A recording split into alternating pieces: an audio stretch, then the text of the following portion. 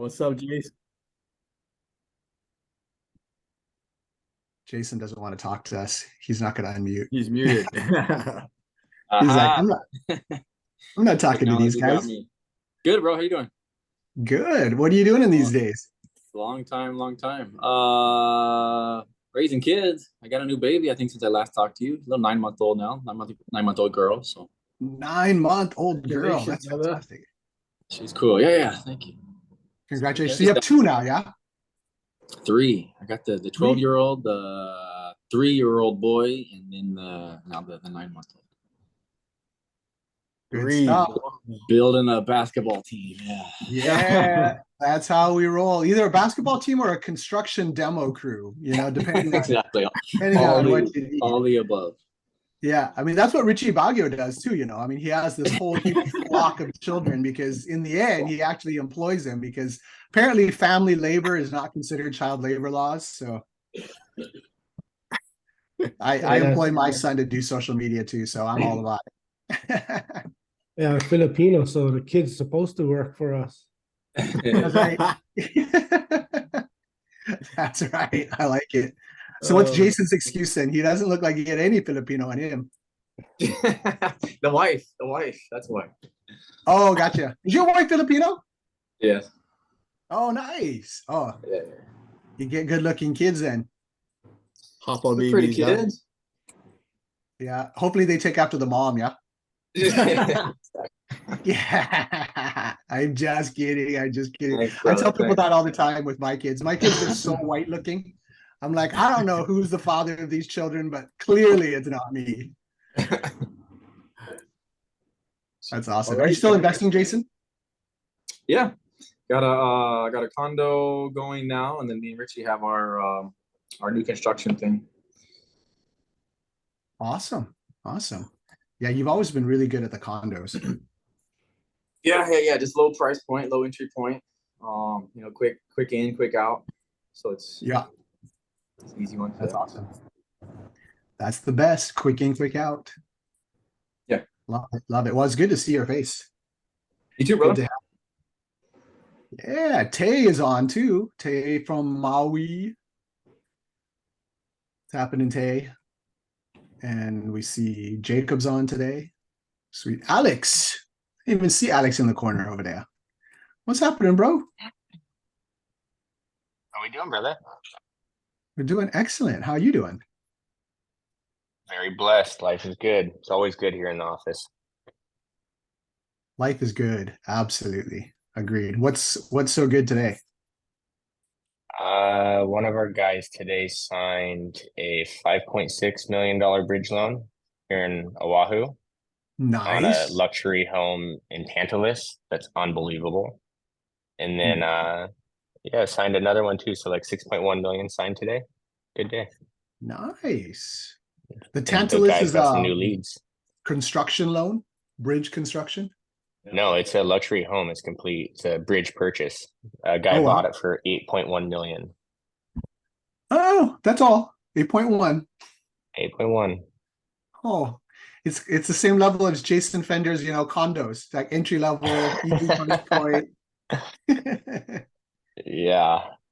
One day we'll all be there when we're like when Jason says, "Oh yeah, no, I'm just kind of entry level stuff, 8-9 mil." That's how we roll. That might be the price of the condos when we're old. Yeah, by the time our kids grow up, that's gonna be the price of a condo, unfortunately. Crazy enough. My parents were just talking about how their house is worth $1 million. I'm like, so how much equity do you have in it? And they're like, well, we paid 20 grand. I'm like, you paid 20 grand. You 20 can't buy a grand. used car for 20 grand, And I'm thinking that's just one generation, right? So by the time our kids grow up, I mean, Dang. we're gonna be like, oh yeah, our houses are worth 5 million, and the house is only 1,000 square feet, It's crazy.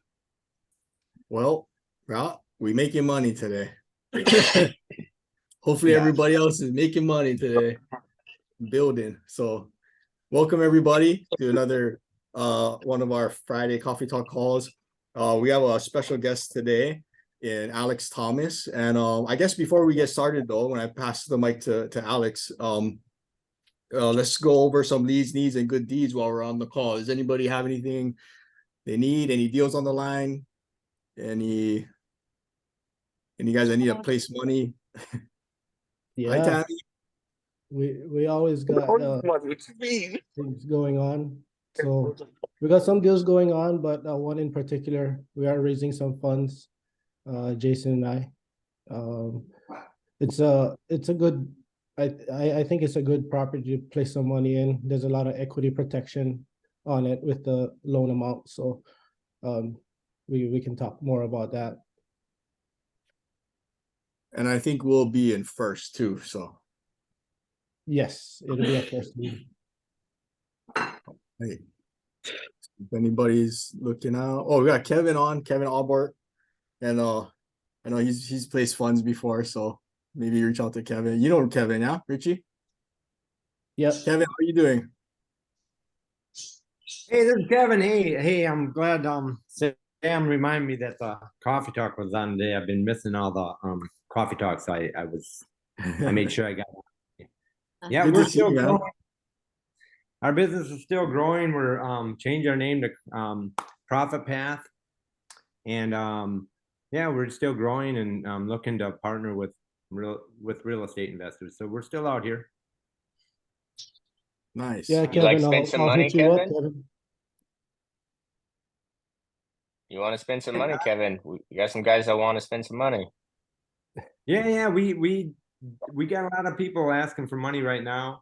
Our business is growing, but we're still a really small business, so we can't provide funding to everybody, but we are always willing to talk to anybody and take a look at deals. Oh, well, what are you looking for, Kevin? So that maybe people on the line, if anything that fits your box, they can reach out to you.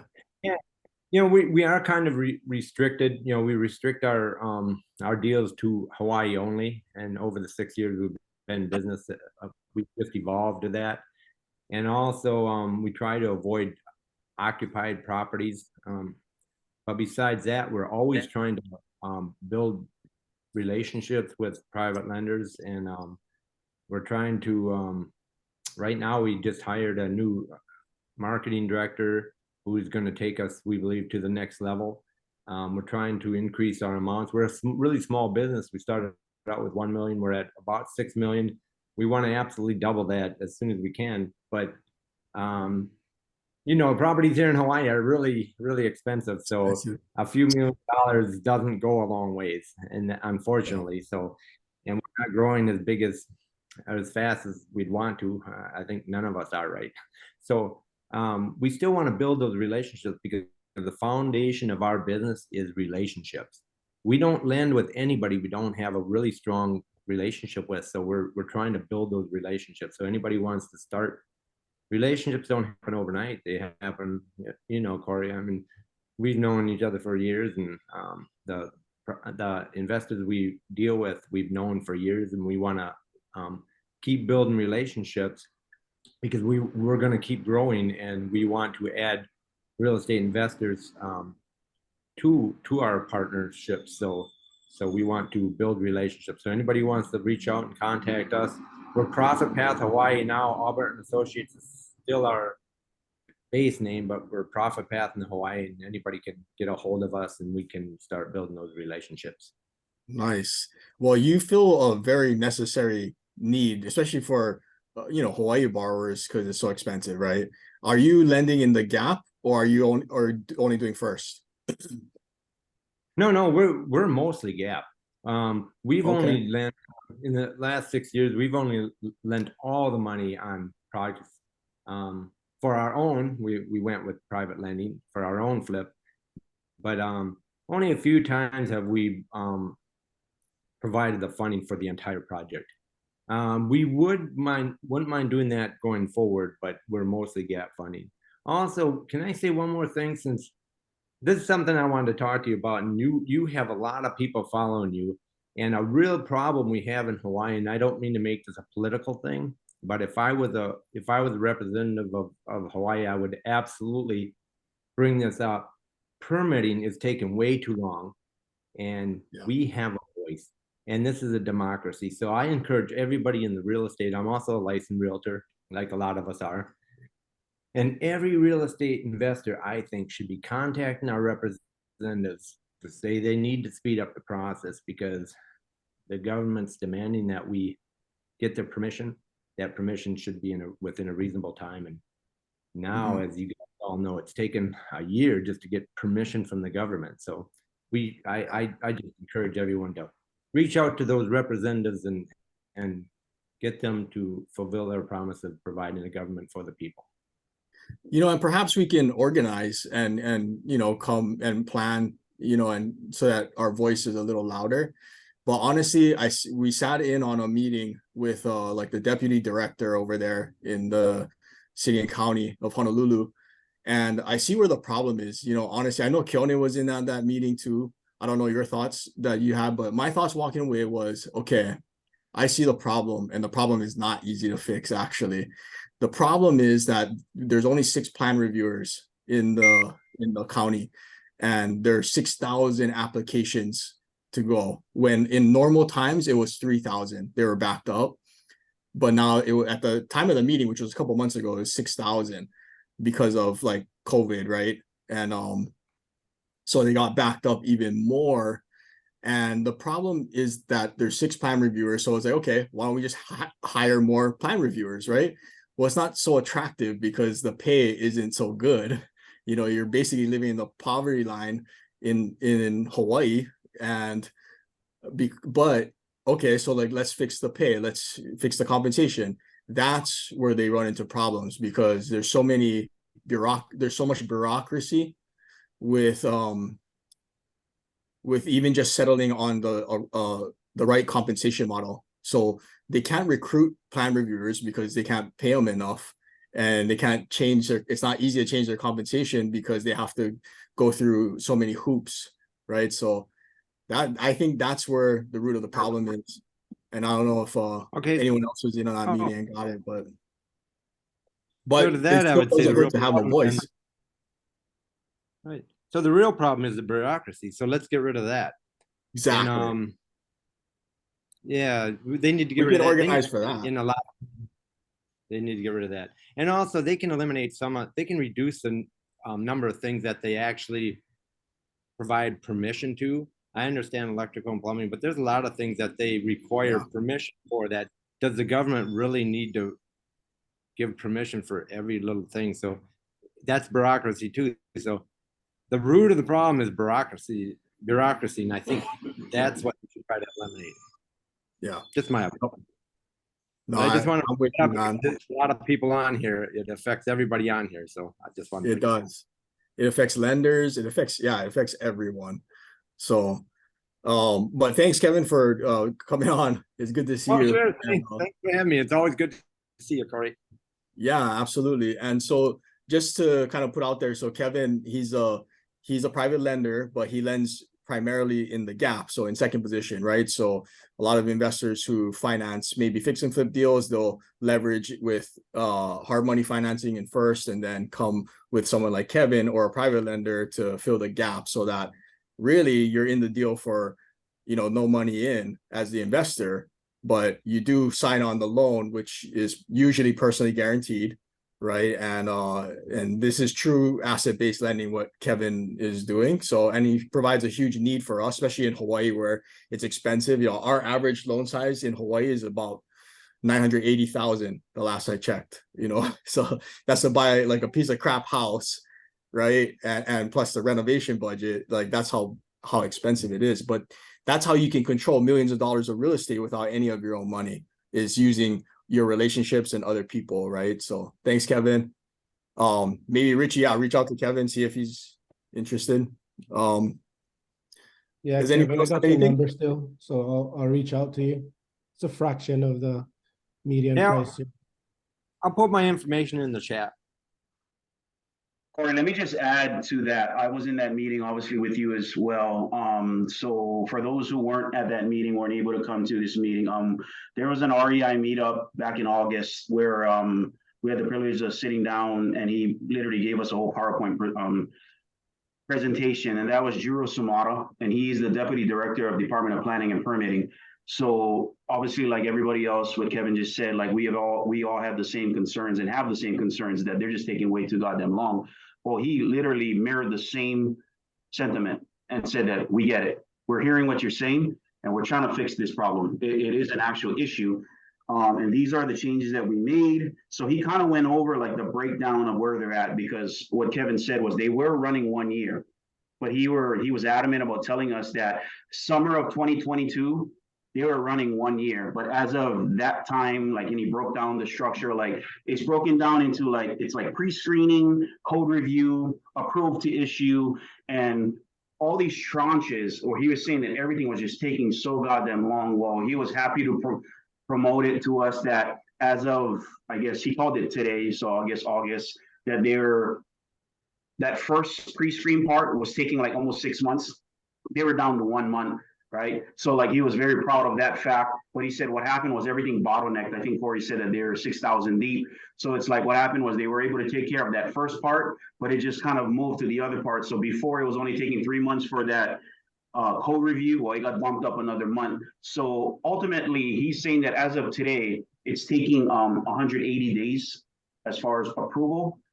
What I took away from that meeting, just to share with everybody, that I guess I remained optimistic that at least we have somebody at the head, and he's not the head, but he understands the problems, right? What's going on, and they're trying to fix it. But just to dig a little deeper and get in the weeds was like, you know, a lot of times we complain that like, oh, they're taking so long, but it's really not just DPP, it's who our architects are, our drafts people are, that there's no communication there, that comments came back to the architect and we just never followed up with our architect. And so there's a miscommunication. So it sits 1 month, 2 months, or it's also that they commented back and it's not sitting in another department, which is outside of DPP, right? It's HECO.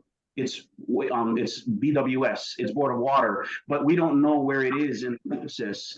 So he said that it's not us all the time. It's you guys to stay on top of whoever is your router and your runner in the process to make sure there's fluidity. So he took the brunt of it, but as he was going through the process, right, it's not as streamlined, and that's what he's trying to do. So 1 year knocked down to 180 days. But I think it just fluctuates right now because they are getting kind of bombarded. But again, my takeaway was that at least they're open to have these conversations. And I've seen the difference as far as it's moving. Still, definitely, it's miles away. I agree. It's taken a while, but it's better. For me personally, what I'm seeing with the guys that we're working with and whatnot, it's not taking 1 year. It is less. So I guess I'm believing him so far. Yeah. Yeah. I mean, one thing about that meeting that I really respected is that he took ownership, you know, and this is a guy who he's coming out of retirement to help, you know, so, you know, it's like, and like, you ain't doing it for the money, you know, so I think now, like, we got to work together, you know, it's like no more finger pointing to solve this problem. We got to work together. And I really had a lot of hopes, you know, after hearing him speak. And I've sat and heard and listened to a few of these, the director before and like, but this one I'm a little bit more confident that there will be some change, but there is a big mountain for them to climb. But yeah, thanks, Keone, for sharing on that as well. Well, I want to introduce our guest today and give us some time so that we can have some Q&A as well, because it's such a fascinating time to bring on Alex Thomas, who's a senior research analyst with John Burns Research and Consulting. And Alex, I just wanted to thank you so much for coming on, because such an interesting time to look at this data. And you know, fortunately, you know, we're founding members of the NPLA, and the NPLA has a partnership and a relationship with John Burns. And so we have this opportunity to have someone like Alex share this data, which I think we all need to see. So Alex, if you can just give a brief introduction of yourself and then get right into it. Yeah, absolutely. Thanks, Corey, for having me, and everyone for being here. Really excited to get a chance to talk to you all. Like Corey said, I'm a senior research analyst at John Burns. I've been here a little over 4 years now. Before John Burns, I spent a little bit of time in the think tank world, also doing some academic research, but research has really been the theme. A lot of it's been housing market related. So big nerd, love looking at housing market data, economic data. I'm on the macro team. I've also got, if you see Alex Shaban somewhere down here, he's also on my team. He's just listening into the presentation today. But we're both on the macro team. And what that really means is we've got our hands in a little bit of everything. So we work closely with John Burns. He's a real guy, John Burns himself. Talked to him yesterday. Worked with John Burns and also our director of research, Richard Palacios, who, altogether we've taken all the different housing market data that we get. We try our best to think about, all right, what's going to happen over the next year, 2 years, 3 years, and then all the way up to 4 years. Now, if anybody tells you they know what's going to happen in housing 3 or 4 years from now, they're lying to you. But we make our best educated guess, right? And we try our best to tell you what's going on now. Also, what we're looking at, you should be looking at as well. So that's a little about me. I'll go ahead and share my screen and go through some data that I think you guys would all be interested in here. So let me go ahead and move you all over.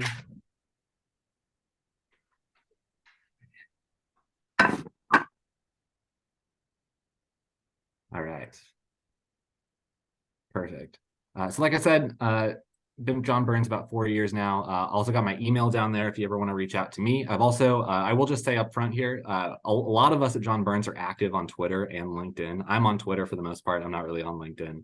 But several of my colleagues are also on LinkedIn. So just highly recommend following us. A lot of the insights that I'm going to talk to you about today, and also insights that we give to our clients, we post a lot of it for free on social media. So it's just a really good way to stay on top of what's going on, what we're looking at, what our clients are looking at.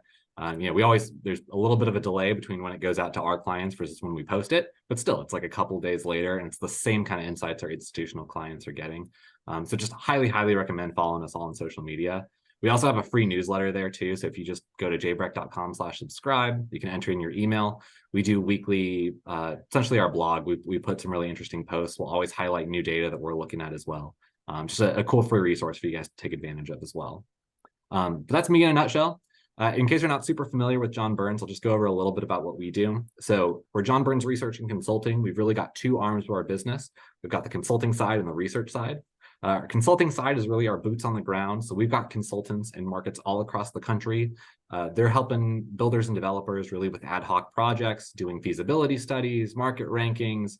Again, there are boots on the ground. So they're out in the field every day. They're comp shopping. They're telling builders and developers really what to do with their resources, where to spend their time, what's possible, what they should be thinking about. Again, they work on ad hoc kind of specific market reports for whatever project they're focused on at the time. Then we've got the research side. So we do operate a subscription-based research service. That's the side that I'm on. And we cover really anything and everything related to residential housing. So that's both the for sale and the for rent side. And that's also the single family and the multifamily side. We've also got a whole arm of our research crew that's focused on the building products space as well. So we really cover everything from the products that go into a house, from when you start a house to when you finish it and sell it as well. So we just cover a ton of stuff on the housing market. And that's really the side that I sit in. All right, so like I said, I got a little bit overzealous about the slides today. So I've got, I think, about 45 slides. I'm gonna try my best to get through them. But I think it's all really interesting information. Like Corey was saying, really interesting time to be in housing. I've been here 4 years. It's been probably the most exciting 4 years of housing that I can think of, just knowing the history here. Lot to think about. So I'll start with the macro backdrop, and then I'll go through a little bit about the resale market, fix and flip market, and then wrap up with some takeaways and some Q&A. Wanted to spend a little bit of time on the fix and flip market because I do help head up our fix and flip survey, which is a survey that you guys are able to help out with. We partner with the NPLA. We give you guys a survey link, and then you guys can fill it out to help us with our sample for fix and flippers. We really depend on data from all of our different partners to get a sample for that. So super helpful. So starting with the macro backdrop, I don't really think there's any place you can start with housing right now other than talking about mortgage rates. Mortgage rates are at 7.76 as of the data that we got yesterday from Freddie Mac. Highest rates that we've seen since really 2000. Mortgage rates are just continue to climb. We've seen them just over the last day come down just a little bit here. And they fell last week, their most recent week of data, after rising for 7 straight weeks. And I want to get into kind of why they've been rising, especially in the last month here. There's really 2 main reasons that mortgage rates have been rising. I'm not going to get super into this because there's really a lot of reasons, and it's kind of a mixture of a lot of things. But just looking back about a month, back to September 19th, you can see the 10-year treasury rate, about 4.4%, 30-year fixed mortgage, about 7.3. But we saw long-term interest rates really rise over the month of October. And the reasons for that, again, I'm not going to go through every single point here, but we got a lot of stronger than expected economic data during the month of October. That's things like job growth. That's things like industrial production, retail sales. We got a way stronger than expected GDP number as well, just a couple of days ago. There's also some uncertainty on the kind of government side. We went a long time without a Speaker of the House. There was concerns about a shutdown potentially. So all that together contributed to that increase in long-term interest rates that we saw during the month of October. So ended November 1st here, 10-year Treasury at 4.77, 30-year fixed mortgage at 7.76. Again, come down just a little bit in the last day, last I checked, but that's where we were, at least as of yesterday or 2 days ago here. The second reason that mortgage rates have really started to rise is we call the MBS risk premium. So this is the gap between the yield on mortgage-backed securities and then the 10-year Treasury. And so what you see is historically that gap has averaged about 1%, about 100 basis points through most of history up until about 2009. Then 2009, the Fed comes in, starts doing quantitative easing, starts buying mortgage-backed securities. That extra demand for MBS drives down that premium about by half. So the premium was driven down to about 50 basis points over the next 10 years. Now the Fed has shifted a little bit. They're not doing quantitative easing anymore. They're doing quantitative tightening. And now we've doubled that. Again, we're back to norms. We're back to that spread being about 100 basis points. So that's another reason why mortgage rates are really rising and why we've seen that spread over the 10-year really blow out lately. So that's mortgage rates in a nutshell here. The result has been predictable, right? Affordability never been worse. This is our Burns Affordability Index right here. And the way we construct this is this looks at the typical income for a homeowner trying to buy a typical entry-level house. So the way we do the proxies for that is about 125% of median income and about an 80%, a home that's worth about 80% of the median price, entry level, right? If you're an entry-level buyer at today's market, you're going to spend about 46% of your income on your monthly mortgage payment. This is actually a little bit old. I think this is using a 7.3 or 7.4% mortgage rate as an input. So it's actually a little bit worse now.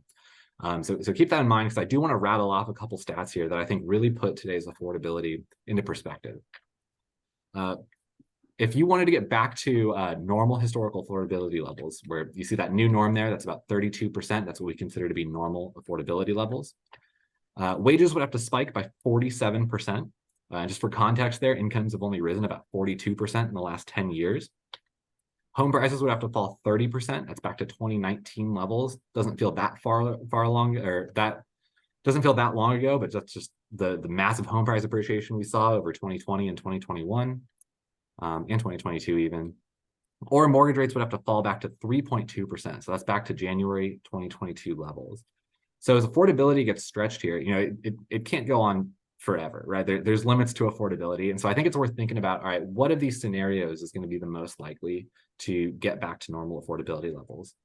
Just thinking about wages, right? We've seen some pretty strong wage growth, but nothing on the order of 47%, right? Wage growth is about 5%. It's come down from about 6% year over year last year. Wage growth is strong, but it's slowing. It's normalizing. We're not going to get to 47%. Mortgage rates, we're at 7.7 or 7.8%. The Fed has been really clear about keeping rates higher for longer. Now, the bond market does expect that over the next year or two, rates are going to come down a little bit.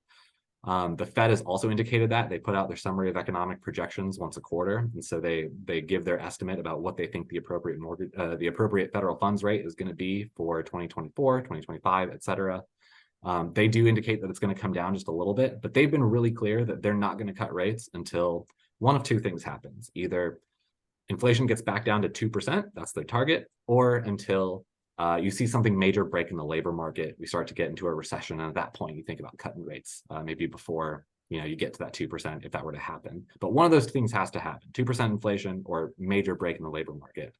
And so that leaves home prices, right? And you don't need to see all of these things happen. It can be a mix to get affordability back down. But I think home prices are really the thing to look at right now. Unsurprisingly, consumer sentiment at an all-time low here. This is a chart that I really like to look at. We look at this every month. It's from Fannie Mae. They ask, all right, how, is this a good time to buy or is this a bad time to buy? They ask a couple thousand consumers every month. About 16% say that it's a good time to buy right now. They've only been asking since 2011, but far and away the lowest number on record here. So just sentiments at an all-time low here. I think you see that come through in the pending sales data as well. So this is NAR's index of pending sales tends to lead closings by about a month or two. Pending home sales lower than any time during the GFC and approaching 2020 lows. That big dip you see there in 2020, that's April of 2020. So again, this leads existing home sales by a little bit, but really just sales have ground to a halt essentially here. But if you look at home prices nationally, you see prices are still rising. This is our Burns Home Value Index that it's our measure of home price growth. It's overlaid on top of the same kind of price indicator from NAR and CoreLogic. The difference is our index tends to lead that by about a month or two, or it tends to lead CoreLogic by a month or two, and it also tends to be less volatile than that NAR indicator, which just tends to be sensitive to seasonality and mix shift as well. The home price is still up about 3.5% year over year, last I checked. That's nationally, obviously some variation by market. The reason here, I'm sure everybody knows, inventory super, super low, at or near a record low here, really supporting home prices across the country right now. And I'm sure a lot of you have probably seen a chart that looks kind of like this, but I want to show a little bit different way of looking at it that I think is a little bit more representative here. This is inventory per owned household. So this adjusts for population over time, shows what a typical ratio of existing inventory to all owned households is. If you look historically, that typical ratio is about 3.4. So that's there's about 3 homes for sale typically for every 100 owned households in the country. That ratio now is about 1.1. So there's about 1 home for sale for every 100 owned homes in the country. Just super, super low. Doesn't look like it's ticking up anytime fast here. I think one of the reasons for this is I'm sure a lot of you are well aware, there's about a 4% gap between today's mortgage rate and effective outstanding mortgage rate, which is keeping homeowners locked in. So we've got that golden handcuffs image over there. We've shown this in almost every presentation that we've given for the last, I'd say, 3 or 4 months. And this data, that's showing a 6.7% mortgage rate. So imagine that line's a little bit higher here. So the typical homeowner with an outstanding mortgage has a mortgage rate of 3.6%, just a huge gap, keeping people locked in place. And if somebody wants to move to a comparable house, they would have to take a really big hit to their monthly payment to do so, right? Now, there's a lot going on this chart, but I think it's worth thinking about, all right, if the Fed's trying to slow demand, if the Fed's trying to slow the economy through housing demand, how successful are they? And we've seen what we've got here is mortgage rates over on the x-axis, and we've got on the y-axis the number of households that can qualify for a mortgage at that given mortgage rate. So just focus on that orange line there. That's the typical median priced home, about a $400,000 mortgage. So as mortgage rates increase, you see that number that gets priced out, number of households that gets priced out really starts to decrease. But if you notice after 8% here, that line really starts to flatten out. So with every incremental increase in mortgage rates, fewer and fewer households get priced out. So if the Fed's trying to slow demand for housing through increasing rates, increasing mortgage rates, the more that they have to increase rates, the less effective it'll be, right? Because you just price out fewer and fewer households at this point. They've already done the bulk of the work by getting demand down by increasing to 8% already. So just something to think about as we think about the Fed's kind of effectiveness on slowing the housing market going forward here. Demand is about as dented as it can be without really increasing rates by a ton, which the Fed has paused for the last 2 months on interest rates. Seems like we're not going to get up to that 12% range, at least hopefully not anytime soon. The risk now really is on the supply side. So with demand so low, any incremental increase in supply is going to have a more meaningful impact on prices just because demand is so low, right? So this is a chart of total active listings. This is data that we get every single week for, I believe it's about 99 markets across the country. This is just the top 28 all rolled up together. And everywhere that I put a red arrow there, that's the first week of November in a previous year. So you can see the trend in most Novembers, right, is that around this time, listings are going down. There's definitely a seasonality to it, right? This year, a little bit different. We're seeing listings start to increase a little bit. We're seeing that just some different seasonality going on right now. 8% rates really hurting the demand side, especially for entry-level buyers. Just a different dynamic this year. So I think this is where we see a risk with home prices, right? You see supply start to rise, demand super low. You're going to see an impact on prices if affordability is so low. So I think that's a good lead into what's going on in the resale market. So at John Burns, we look at a ton of data. We ingest more than you can imagine every month. But we also, in addition to kind of our third-party data vendors that we have, we also collect a lot of our own data. We have a whole department in our research department that's specifically focused on doing surveys. So we do a lot of survey work. And the reason that we do that is we find that, you know, with housing data, a lot of the times when you get data, it tends to be lagged by either a month, 2 months, 3 months, but there's usually a lag to it. The survey data that we get is as fresh as the day you get it. And then a lot of times if it's sentiment based, it tends to lead a lot of the data that you get as well. So that's why we do so many surveys. I'm gonna share a couple slides now from our real estate agent survey, which is a monthly survey that we do of a few thousand real estate agents every single month. This is from October 18th. We're doing another one right now. We ask them a series of questions about what's going on the resale side. So we ask, all right, how are current resale home sales doing in your market compared to seasonal expectations? So we do adjust for seasonality in these. About 70% of real estate agents in the most recent survey said that home sales are weaker than normal. And that's been, it's gotten a little bit, you know, they've gotten a little bit more pessimistic over the last 2 months here. Back in July, it was only about 60%, but it's been really flat for about the last, since about third quarter of last year. The negativity here for current resale home sales. That makes sense because rates have been high for a pretty long time. And I don't think it's, I don't think you can fully talk about just the resale market without mentioning what's going on the new home side. A lot of our clients are home builders. We spend a lot of time thinking about the new home market. And we also do a survey of home builders every single month. So we survey about, we got about 300 ratings from home builders. It's about a 20% sample size of all new home sales across the country. And so we ask them a series of questions about how their communities are doing, how they're feeling about the housing market as well on the new home side. And one thing that we asked last time is, all right, what kind of incentives are you offering? Because we know we hear all the time about the incentives like rate buy downs that they're able to offer buyers that the resale market just really can't compete with a lot of the time. So we asked, all right, what percentage of you all are doing full term buy downs, a mix of full and temporary buy downs and temporary buy downs? So those are the green slides right there. About 60% of builders offering some kind of rate buy down right now. Only about 24% not offering any kind of incentive at all. About 17% you see there offering just only flexible spending. But still, just another tool in the toolbox for builders that's really helping them on the affordability side. And I think that's why you've seen, what we have seen over the last several months is that big divergence in the new home side versus the resale side. You can see this in the data too. So every single week we get loan lock data in, and you can see exactly how many loans were locked in at what particular interest rate. And so you can see over the last week, I think this is about 2 or 3 weeks old, but same kind of story, rates mostly in the high 7s, some in the low 8s here. But you do see a fair number, about 10% locked in at below 6.5. That is 100% coming from the builders who are able to offer rates well below market rates right now. Due to some of the forward commitments they're able to offer, they're able to get those rates really down, really helping on the affordability side. My colleague who's on here, Alex Shaban, and I, we both went to a couple different markets around Florida about 2 weeks ago. We found builders offering rates at about 4.99. So imagine saying to a buyer, hey, we can get you a rate that starts with a 4 in a market where, you know, prevailing rates are approaching 8 or above 8, depending on who you're asking. It's a huge selling point. No surprise there, new homes have taken market share. So they're about 13% of all new home sales. That's over on the left-hand side. And about just as we've seen inventory decline, as we've seen new homes take market share here, new homes are about 1/3 of all homes for sale right now. So just a huge share of the market right now, able to offer those rate buy downs, able to peel away demand from the resale market. So going back to the resale side, real estate agents expect sales to worsen over the next 6 months as rates stay high, builders still able to offer those rate buy downs.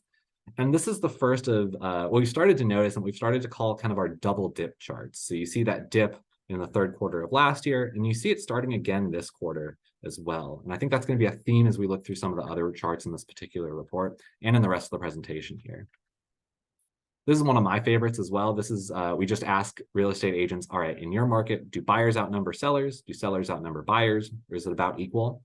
71% of agents tell us that buyers outnumber sellers still.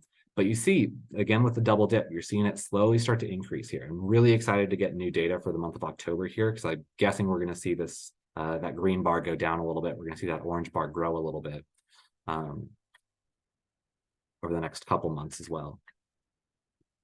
Now, we also ask, one advantage of doing the surveys is that we ask the questions. So if we ever want to know something, we can ask our sample. And so we asked, of your sales in the last 60 days, where were buyers moving, or where were buyers living previously? We asked this about once a year, so you can see previous years, 2021, 2022, kind of where the percentages have been.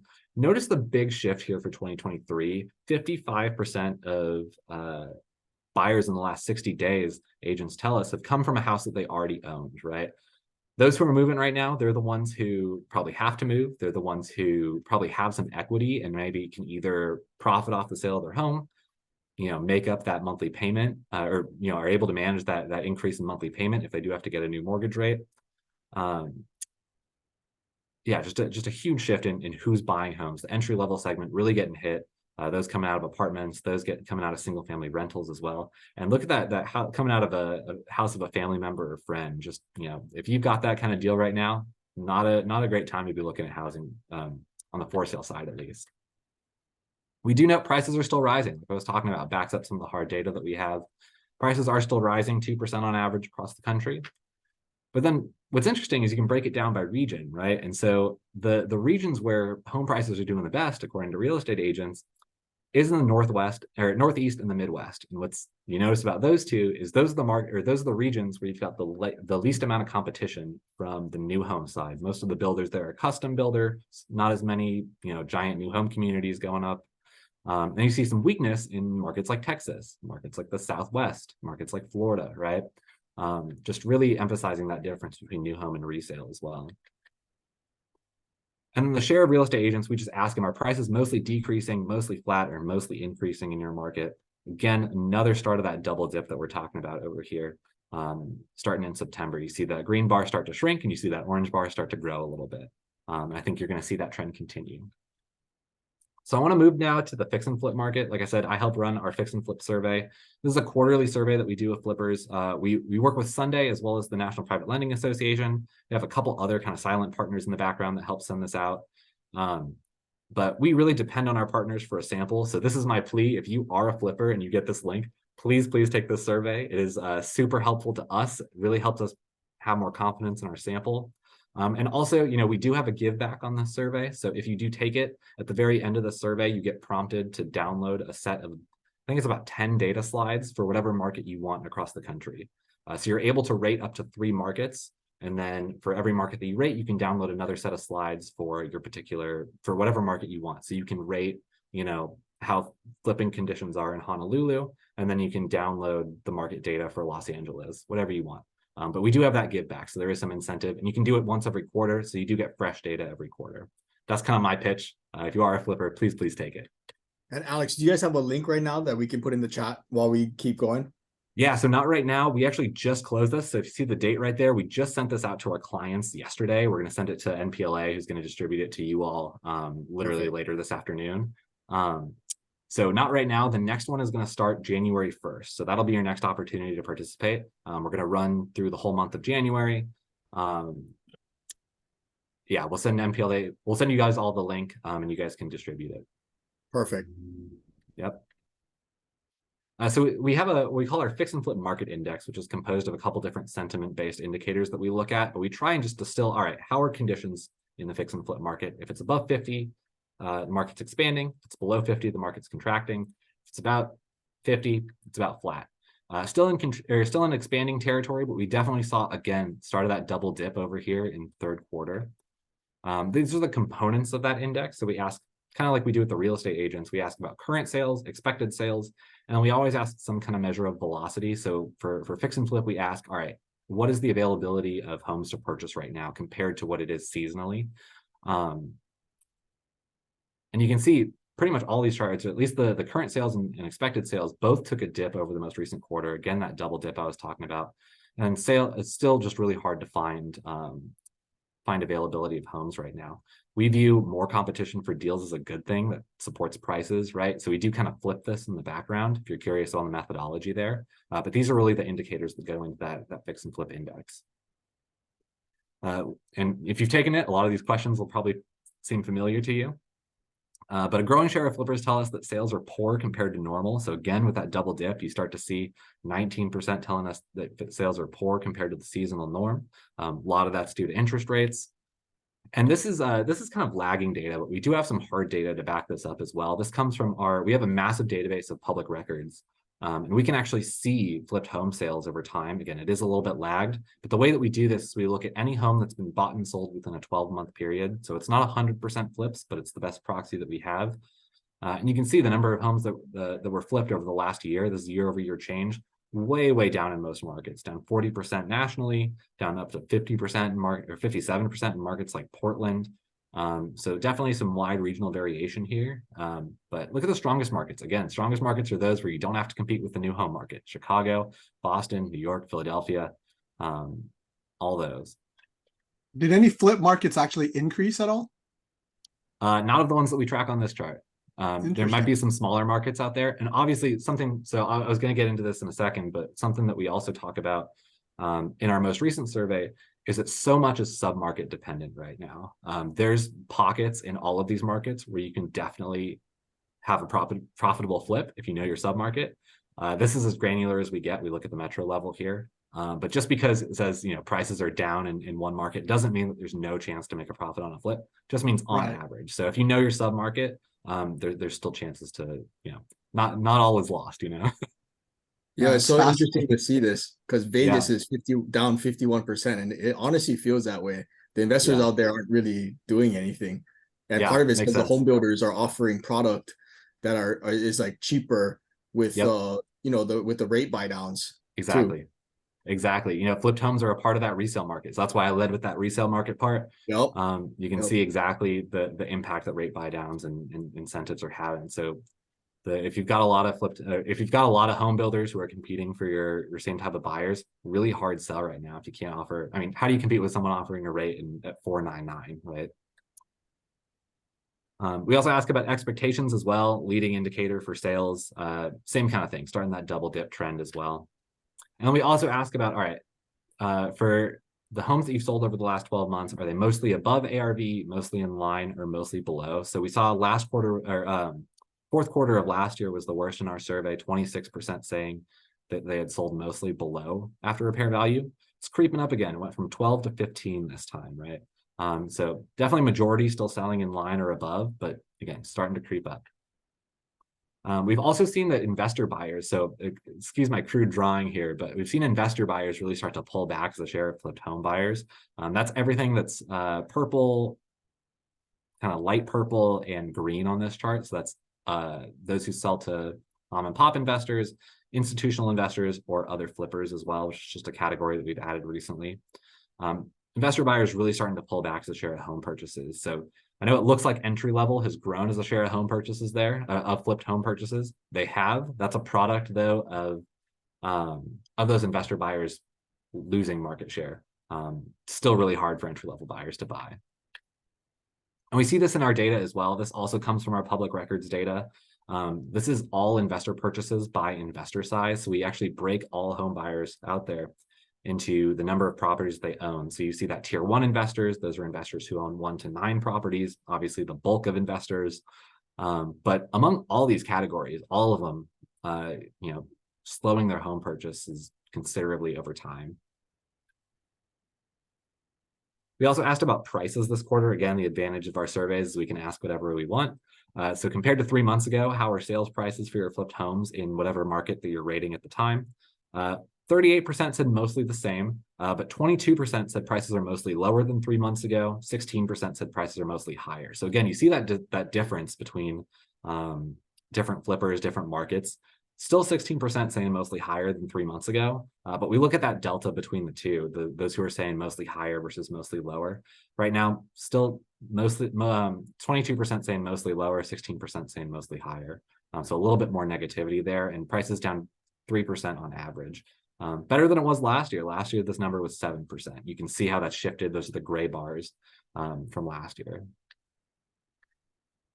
We can also break that down. We follow up that question with, all right, if prices have increased or prices have decreased, how much have they increased or decreased? And so you can see kind of an interesting normal distribution we got going on. About 38% again, 39% saying mostly the same as a year ago. But, you know, 7% saying 1 to 5% higher, 7% saying 6 to 10, 2% saying 11% higher. And what's interesting is if you break this down, because we can see on our side the first question that we ask in our survey is, all right, how many homes have you bought and sold in the last 12 months?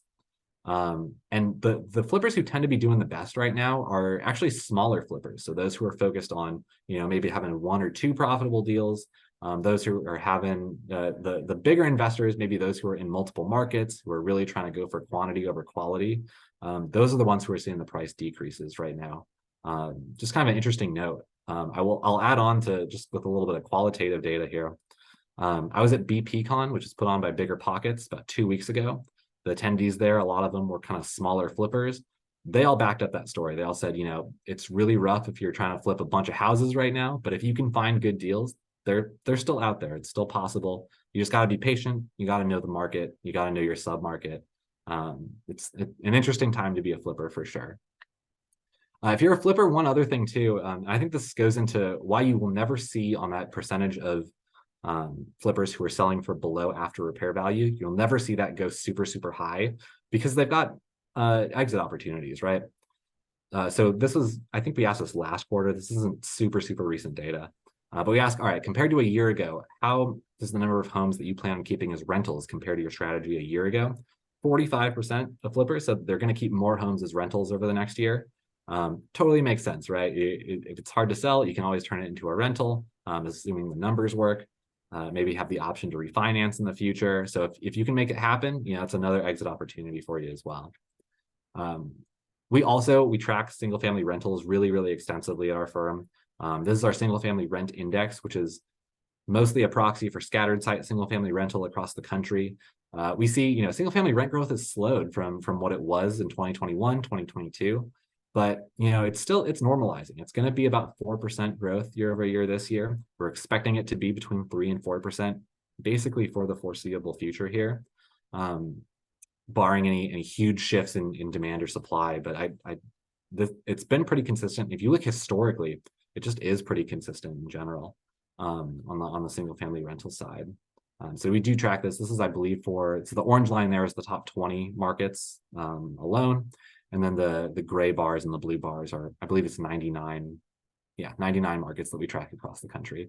Definitely in stark contrast to what's going on in the apartment market right now. I know single family rental and apartments don't always compete for the same demographic, but you see on the apartment side, huge wave of supply incoming right now, especially in markets across the Sun Belt. You're seeing rent declines. Totally different story on the single family rental side.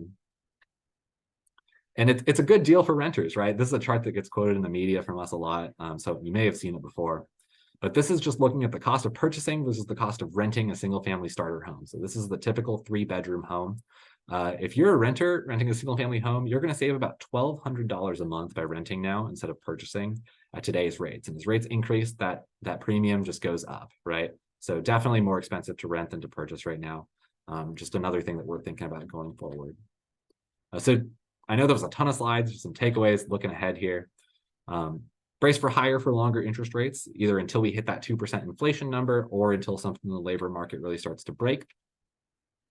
Overall housing demand, you're seeing it soften a little bit at 8% rates, but new home market continuing to outperform as long as they can keep buying down rates. We have seen a little bit of margin compression, I will say that, just as rates start to rise. Builders are maybe not able to offer those rates at 4.99, maybe the exception, not the rule, but still able to offer rates at 5, as prices rise, maybe into the 6s. Still good over the resale market, just some shifts that we've been noticing.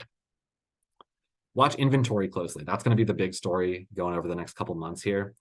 Listings are rising unseasonably right now. We're just going to see how that all translates into prices going forward here. And then on the fix and flip side, market faces a lot of challenges for sure, as both buyers and sellers grapple with 8% rates. It's going to cause some challenges, demand really slow. But if you've got the market knowledge, if you've got the patience, definitely still possible to make a profit as a flipper. Also got different exit strategies that you can take advantage of as well. So definitely an interesting time to be a flipper as well.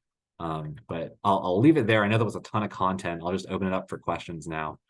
If anyone's got it, I'll stop sharing my screen here. Thank you so much, Alex. That was great data.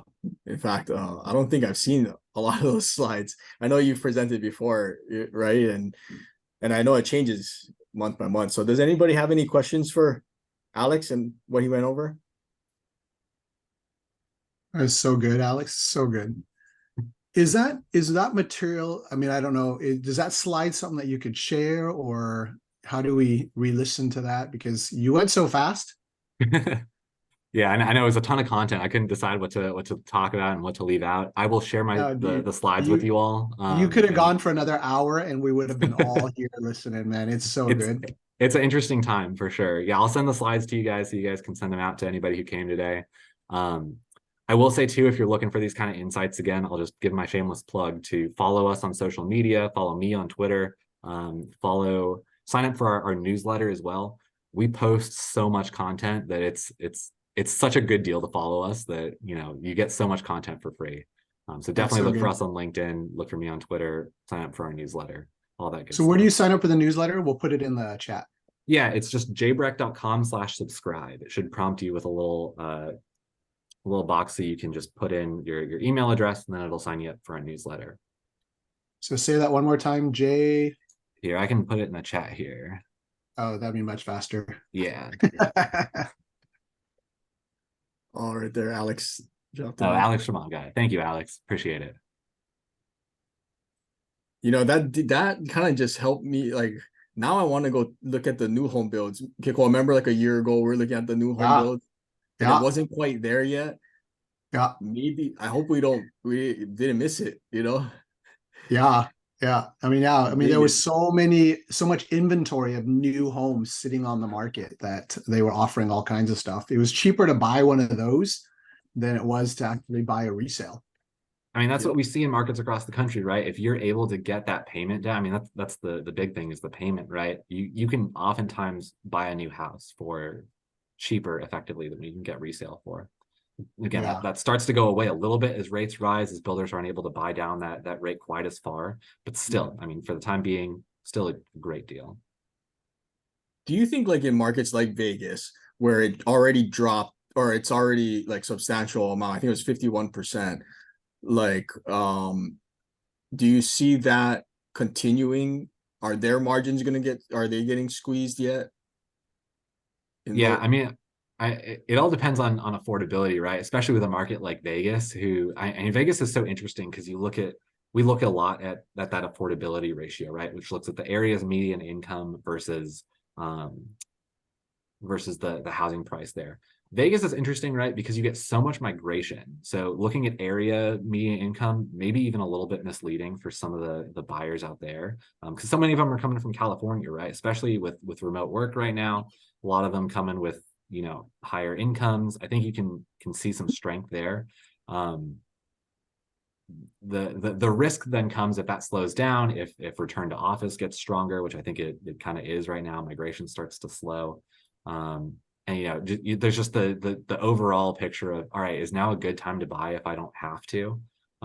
So Vegas is always one of those most cyclical markets, right? So I think, you know, it tends to be a leading indicator. So it's hard to tell for right now, but I think, you know, it just tends to be more dramatic than a lot of other markets out there.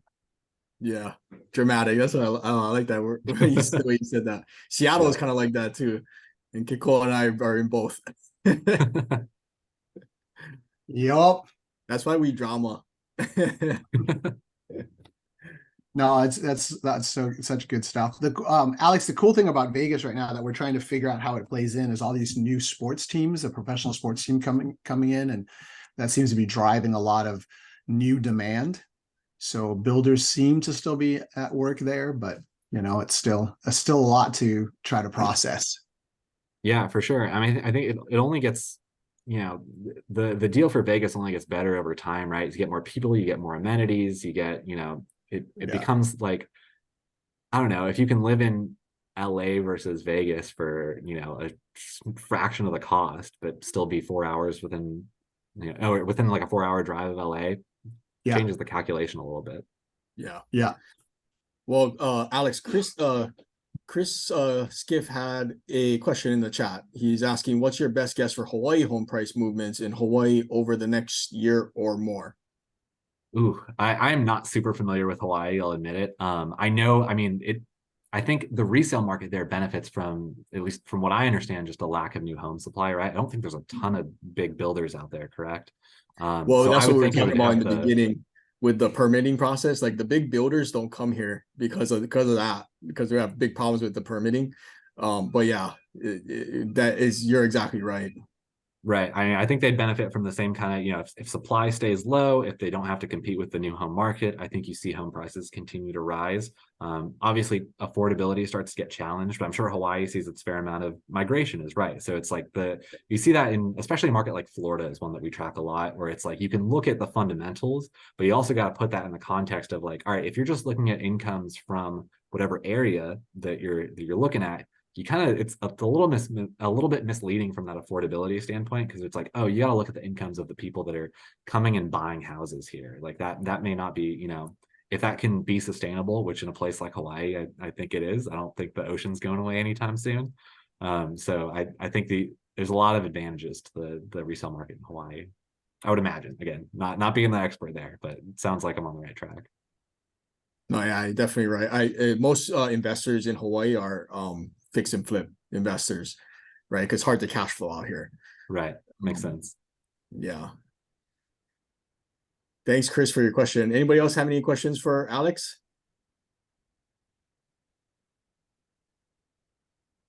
All right, guys. Well, thank you so much, Alex, again. And if you guys, please, if you can follow Alex on LinkedIn and follow the data, because it's coming straight from John Burns and very reputable. And also look out for the surveys that come out once a quarter. And you know, quick survey, and you can get their data to any other market that they have available. So thank you again, Alex, for coming on and sharing. And we appreciate all the work that you guys do alongside the NPLA. Awesome. Yeah. Thank you guys. Appreciate you guys all listening. Appreciate Alex, everybody who has thanks. already taken the survey and will in the future. Really helps us out. It was awesome. And Alex, if you do send over to us the slides, we'll forward it to everybody. Perfect. And have it available on our Facebook page. And then everybody will call you, because once we try to read the slides again, we'll be like, what did he say about this slide? Awesome. Watch the recording My first. inbox is open. Hit me on hit me watch on the Twitter, hit recording. me on LinkedIn, whatever it is. Yeah. Go for it. You're awesome. Alex, thank you so much. Awesome. All right. Thank you guys. Take care. Thank you, Alex. All right, guys. Well, hopefully you guys had a great week and have a great weekend. And we'll see you guys all next week. Happy Aloha Friday. Aloha. Everybody. Thank you, everyone.